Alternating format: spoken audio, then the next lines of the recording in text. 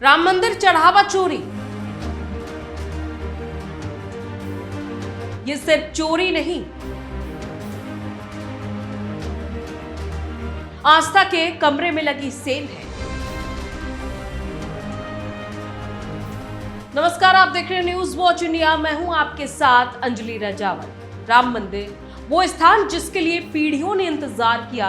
कोई माथा टेकने आया, कोई आंखों में आंसू लेकर आया, तो कोई अपनी पहली कमाई लेकर आया, तो कोई बच्चों के नाम से चढ़ावा चढ़ा कर लौटा।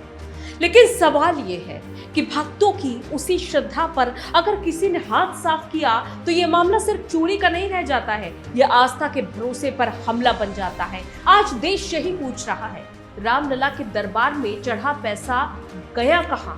किसने उठाया, किसने छिपाया, किसने आंखें बंद की? और अगर किसी ने इस पूरे मामले को सियासी फायदे के लिए इस्तेमाल करने की कोशिश की तो वो खेल किस स्तर तक गया?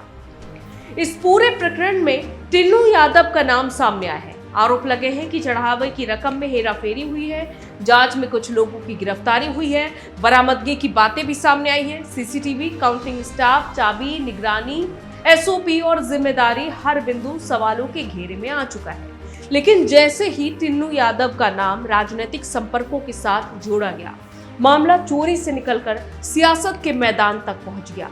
अब असली सवाल तो यही है कि क्या ये सिर्फ कुछ कर्मचारियों की करतूत थी या फिर राम मंदिर की व्यवस्था में ऐसी खिड़की खुली छोड़ी गई थी जिससे कि चोरी करने वाले अंदर तक पहुंच गए? और अगर किसी बाहरी राजनीतिक लिंक की चर्चा हो रही है तो क्या वो सिर्फ अफवाह है या फिर जांच की कोई कड़ी है? कहा जा रहा है कि कॉल डिटेल्स ने कई सवाल खड़े किए हैं, लेकिन यहाँ सावधानी जरूरी है।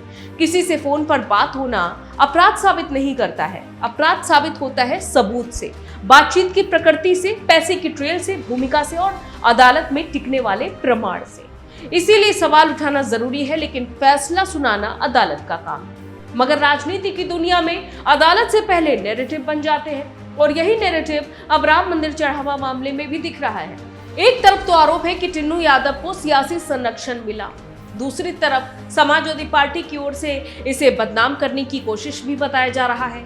अखिलेश यादव के समर्थक ये कह रहे हैं कि छोटे लोगों को फंसाया जा रहा है और बड़े जिम्मेदारों को बचाया जा रहा है। विरोधी कह रहे हैं कि अगर संबंध नहीं तो फिर कॉल डिटेल, संपर्क और टाइमिंग पर जवाब क्यों नहीं आता है? यही वो मोड़ है जहां ये कहानी बेहद संवेदनशील हो जाती है, क्योंकि मंदिर की चोरी पर राजनीति करना भी गलत है और चोरी की आड़ में राजनीति छिपाना भी गलत है। दोनों में फर्क है, लेकिन दोनों खतरनाक है। सोचिए, जिस मंदिर को बनाने के लिए रामलला हम आएंगे, मंदिर वहीं बनाएंगे का नारा दशकों तक गूंजा, उसी मंदिर में अगर चढ़ावे की रकम पर डाका पड़ा तो भक्तों के मन पर क्या गुजरी होगी?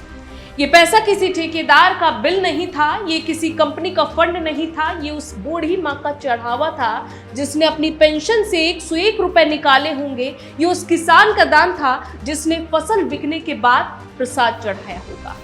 ये उस मजदूर की श्रद्धा थी जिसने दिन भर की मजदूरी से कुछ रुपए अलग रखे होंगे। इसलिए इस केस को सिर्फ कितना पैसा गया इससे मत समझिए, असली सवाल है भरोसा कितना टूटा। अगर जांच में ये साबित होता है कि अंदर मौजूद लोगों ने ही मिलकर चढ़ावे की रकम उड़ाई तो ये मंदिर प्रशासन की बहुत बड़ी विफलता है। अगर ये साबित होता है कि नियुक्तियों में सिफारिश चली तो ये व्यवस्था पर सवाल है। और अगर ये साबित होता है कि चाबी ऐसे हाथों में रही जिनके पास लिखित अधिकार ही नहीं था तो ये सुरक्षा व्यवस्था पर गंभीर आरोप है। और अगर किसी राजनीतिक संपर्क का इस्तेमाल बचाव, दबाव या फिर खबर लीक के नारे में हुआ तो ये मामला बहुत ऊपर तक जाएगा। लेकिन अगर ये सारे राजनीतिक आरोप बिना सबूत के लगाए गए हैं तो ये भी उतना ही बड़ा अपराध है, क्योंकि किसी की छवि खराब करना, किसी परिवार को कटघरे में खड़ा करना और किसी नेता का नाम सिर्फ माहौल बनाने के लिए घसीटना, ये भी लोकतंत्र में खतरनाक खेल है। आज टिन्नू यादव की पत्नी अपनी बेगुनाही की बात कर रही है। वो ये कह रही है कि उनके पति को फंसाया जा रहा है। दूसरी तरफ विरोधी पक्ष ये कह रहा है कि जांच में सब सामने आएगा। और यही कारण है कि इस मामले में न भावनाओं के आधार पर किसी को दोषी मानना चाहिए और न ही राजनीतिक बयानबाजी के आधार पर किसी को निर्दोष घोषित करना चाहिए। यहाँ असली कसौटी सिर्फ एक जांच है और जांच एजेंसियों को यह बताना होगा कि पैसा कहां गया, किसके पास गया, किसने निकाला, किसने गिना, किसने रिकॉर्ड बदला और किसने निगरानी नहीं की।